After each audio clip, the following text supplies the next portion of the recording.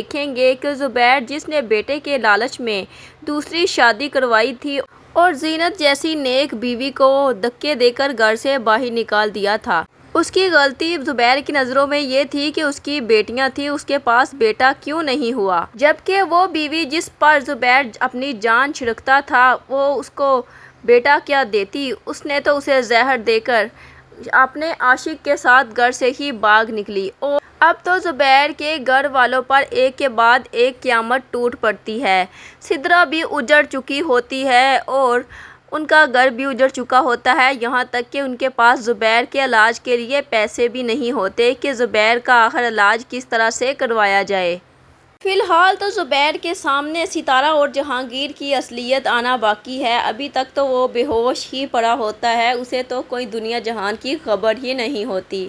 اب یہاں پر سدرا کے گھر والوں کو تو یہی ٹینشن ہوتی ہے کہ وہ آخر لوگوں کو کس طرح سے فیس کریں گے کہ آخر ان کے ساتھ ہو کیا گیا ہے۔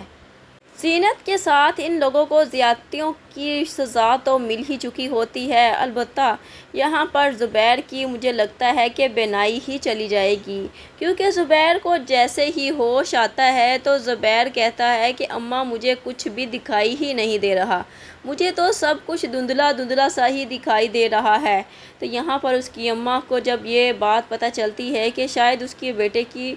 بینائی چلی گئی ہے، کیونکہ اس کی ماں کا سہارا تو آخری زبیر ہی تھا، بے شک ستارہ سارا کچھ لوٹ کر چلی گئی تھی، لیکن اب انہیں امید تھی تو صرف اور صرف زبیر سے ہی کہ ان کا بیٹا جب تندرست ہو جائے گا تو پھر سے سب کچھ بنا لیں گے اور ستارہ اور جہانگیر کو بھی ہم ڈھونڈ نکالیں گے اور جو بھی زیور اور روپے پیسہ ان کے پاس ہے ان سے لے لیا جائے گا۔ لیکن یہاں پر زبیر کی ماں کا تو یہ سننا ہوتا ہے تو وہ تو بے ہوش ہو جاتی ہیں، کیونکہ انہیں تو اپنے بیٹے سے ہی امیدیں وابستہ ہوتی ہیں۔ یہاں پر شاہانہ اپنی ماں کو سنبھالتی ہے اور انہیں ہوش میں لانے کی کوشش کر رہی ہوتی ہے۔ ابھی تک تو ان لوگوں کو اپنی زیادتیوں کا احساس ہی نہیں ہوا، ابھی تو ان لوگوں کو اپنی زیادتیوں کا احساس ہوگا کہ ان لوگوں نے زینت کے ساتھ کیا کچھ نہیں کیا تھا۔ زینت ان کے سامنے دہائیاں دیتی رہی کہ میں بے قصور ہوں، میں نے تو کوئی غلطی کی ہی نہیں، سارے کا سارا قصور جہانگیر کا ہی تھا۔ لیکن اب سدرا کو تو احساس ہو چکا ہے، کیونکہ اسے تو بات یاد آ چکی ہوتی ہے کہ زینت نے جھوٹ نہیں بولا تھا بلکہ جہانگیر ہی جھوٹا تھا۔ اب جب زبیر کی اماں کے سامنے یہ حقیقت کھلتی ہے کہ ان کے بیٹے کی بینائی چلی گئی ہے تو یہاں پر وہ تو اپنے رب سے ہی گلہ کرتی ہیں کہ یا اللہ، ہم سے ایسا کون سا گناہ سرزد ہو گیا جو ہم پر قیامت ٹوٹ پڑی ہے۔ یہاں پر ابھی تک تو ان کو احساس ہی نہیں ہوتا کہ جو قیامت ان لوگوں نے زینت کی زندگی میں برپا کی تھی یہ اسی کا ہی نتیجہ ہے اور اسی کی ہی سزا انہیں مل رہی ہے۔ اور جب یہاں پر زینت جو ہے ان لوگوں کے سامنے بھیک مانگنے کے لیے آئی تھی کہ میری بیٹی کے علاج کے لیے مجھے پیسے چاہیے، تو کس طرح سے ان لوگوں نے اسے گھر سے دھکے دے کر باہر نکالا تھا، اور اب ان لوگوں کے گھر میں بھی فاقوں کی نوبت آ جائے گی۔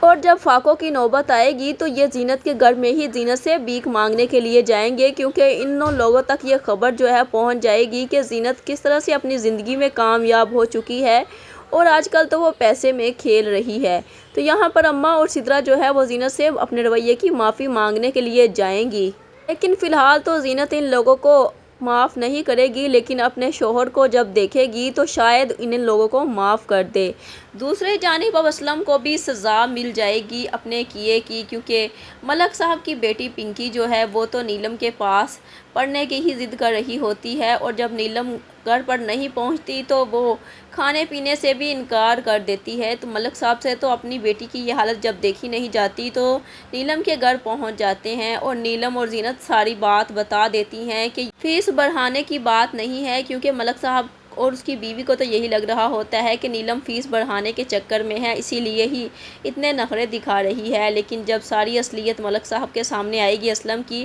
تو وہ تو اسلم کا برا حال کر دیں گے۔ جبکہ دوسری جانب اب یہاں پر جہانگیر کو تو یہ فکر ہوتی ہے کہ وہ تو سدرا کو ڈیورس دے چکا ہے اور ستارہ جو ہے وہ تو ابھی تک زبیر کے نکاح میں ہی ہے، اور ہو سکتا ہے کہ زبیر ان لوگوں کو ڈھونڈتے ڈھونڈتے ان لوگوں تک پہنچ جائے، لیکن اب یہاں پر ستارہ تو جہانگیر کو دلاسا دیتے ہوئے کہتی ہے کہ اس کا تو میں کام تمام کر کے آئی ہوں، اور وہ جہانگیر کو بتاتی ہے کہ اس نے تو زبیر کو زہر دے دیا ہے، وہ اگر مر جائے گا تو میں آسانی سے تم سے شادی بھی کروا سکتی ہوں۔